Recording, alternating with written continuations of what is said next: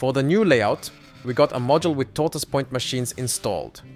We will show you how to control them with an ESU SwitchPilot.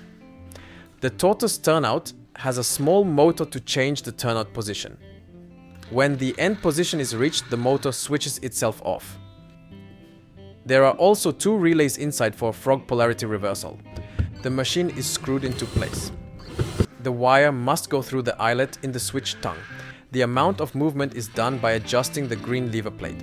That's the mechanical part.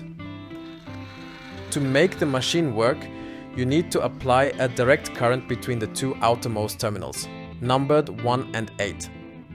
To make it move in the other direction, you have to reverse the polarity of the current. From what I have seen, these motors are usually used with a mechanical switch to change the polarity, but we want to be able to control them by computer. Most turnout decoders are made for either solenoids or servo motors. There are special decoders for this type of turnout, but we couldn't source one in time. We found a wiring diagram for using a SwitchPilot extension to do the job. Since we had a SwitchPilot, we could do it that way. The actual SwitchPilot isn't used to control anything, just to decode DCC commands. The extension does all the work. It consists of 4 times 2 relays. When the internal position is red, terminal 1 of the corresponding relay is active. When it is on green, which is usually used for straight, terminal 2 is active.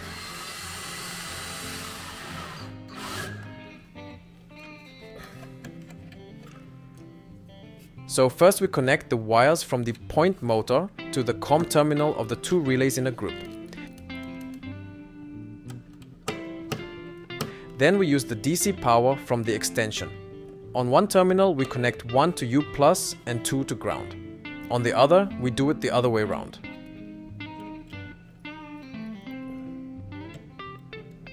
Then we test it, and if the change is not as we intended, we swap the wire in the COM terminals. We repeated this for all 3 motors on this layout. How to install the frog polarity reversal can be seen in the video about it. When we finally hooked up the module to Z21, we got some issues from feeding it from the track power. The moment we switched, there was some voltage drop, which led the decoder to reset. And the switching stopped. We had to add a separate power supply for it. So now you probably want to know why I think these motors suck compared to the solutions I used before. They are huge, which means you cannot have another plane passing directly underneath them. They are noisy compared to our servos. And you cannot adjust anything by software.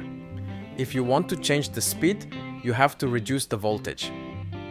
And unless you have the right special decoders, the amount of cable is huge. In the end, it is a very expensive solution compared to our servo solution. The decoder will cost the same, but a small servo will cost 1/6 of the price of a turtle motor. And we can reprogram it freely. So that's it. Watch our other video about how servos can be used to control turnouts. Ja.